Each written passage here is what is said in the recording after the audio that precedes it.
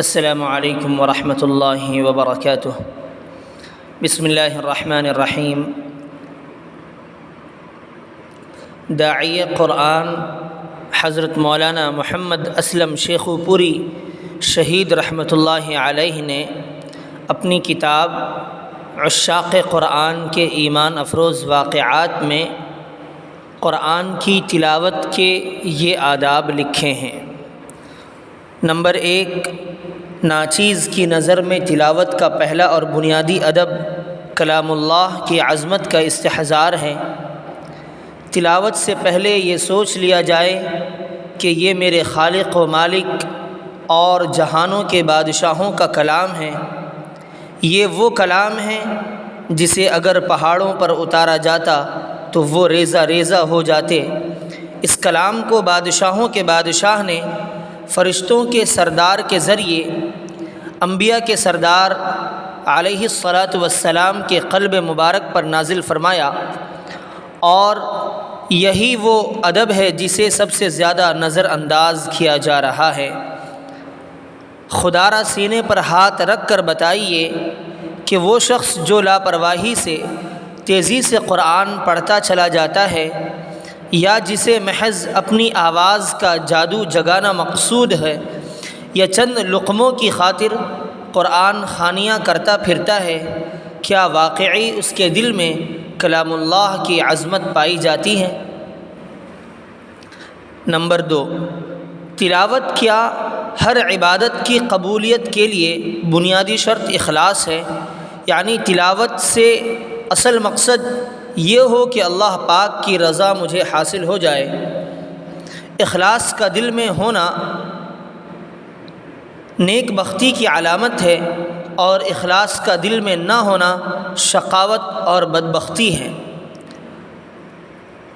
رسالہ قشیریہ میں ہے کہ ابو عثمان حیری رحمۃ اللہ علیہ نے محمد بن فضل رحمہ اللہ سے سوال کیا کہ شقاوت کی علامت کیا ہے، بدبختی کی نشانیاں کیا ہیں؟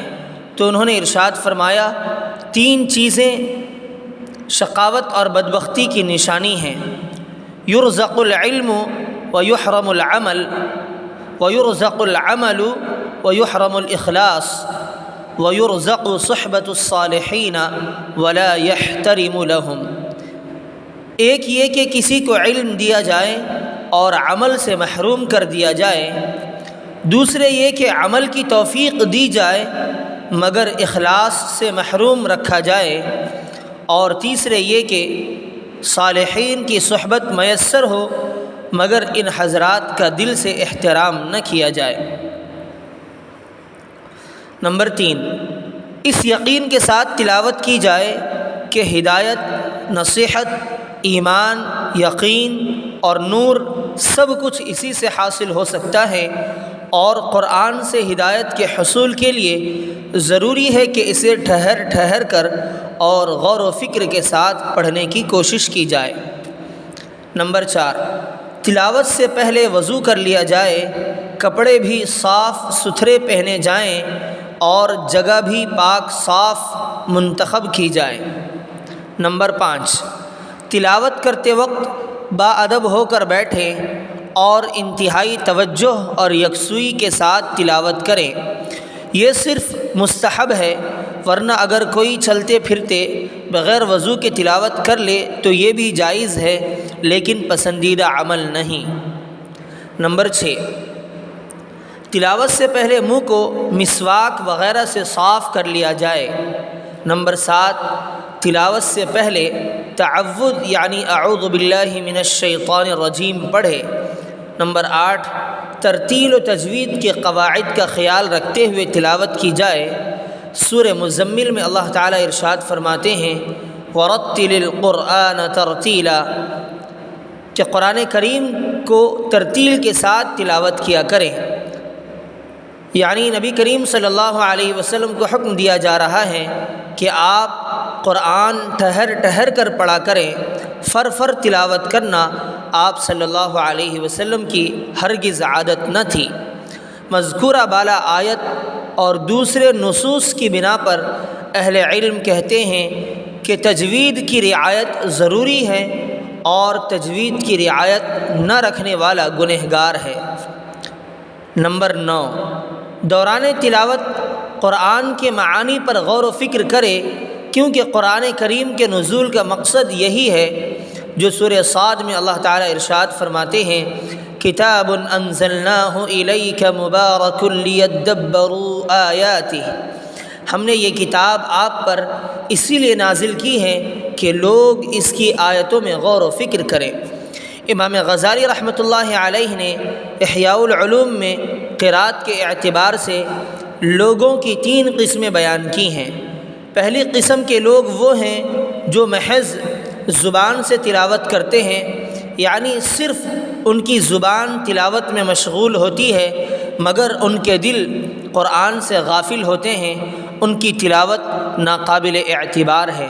مومن کی شان سے یہ بہت دور ہے کہ وہ ایسی قرات کرے جس کا دل پر کوئی اثر نہ ہو۔ دوسری قسم کے لوگ وہ ہیں جو زبان سے قرات قرآن کرتے ہیں اور ان کا دل حاضر رہتا ہے، انہیں شریعت کی اصطلاح میں اصحاب الیمین کہا جاتا ہے۔ تیسرے قسم کے لوگ وہ ہیں جن کا دل پہلے متاثر تھا اور معانی کی طرف سبقت کرتا ہے، پھر زبان دل کی ترجمانی کرتے ہوئے قرات کرتی ہے۔ یہ مقربین کا مقام ہے، خاص لوگوں کا یہ مقام ہے۔ نمبر 10، تلاوت کرتے ہوئے حسب موقع آواز بلند بھی کی جا سکتی ہے اور آواز پست بھی کی جا سکتی ہے، یعنی ہلکی بھی کی جا سکتی ہے۔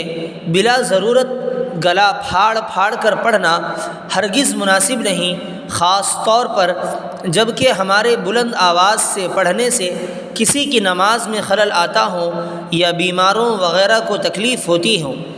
عام حالات میں انفرادی تلاوت میں درمیانی آواز سے پڑھنا زیادہ مناسب ہے کہ نہ زیادہ زور سے چیخ اور چلا کر پڑھے اور نہ ہی بالکل آہستہ، بلکہ درمیانی آواز سے قرآن کی تلاوت کرے۔ اعوذ باللہ من الشیطان الرجیم،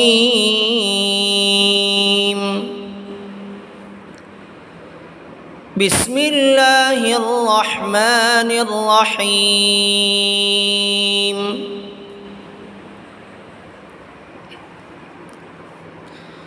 یا ایہا الذین آمنوا اتقوا اللہ ولتنظر نفس ما قدمت لغد واتقوا اللہ ان اللہ خبیر بما تعملون۔ ولا تكونوا كالذين نسوا الله فأنساهم أنفسهم أولئك هم الفاسقون۔ لا يستوي أصحاب النار وأصحاب الجنة، أصحاب الجنة هم الفائزون۔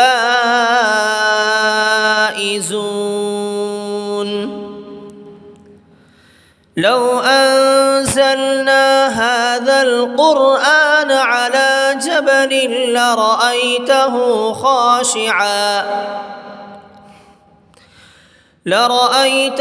خاشعا متصدعا من خشية الله، وتلك الأمثال نضربها للناس لعلهم يتفكرون۔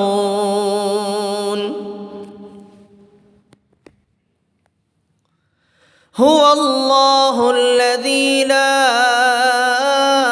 إله إلا هو عالم الغيب والشهادة هو الرحمن الرحيم۔ هو الله الذي لا إله إلا هو الملك القدوس السلام المؤمن المهيمن العزيز الجبار المتكبر سبحان الله عما يشركون.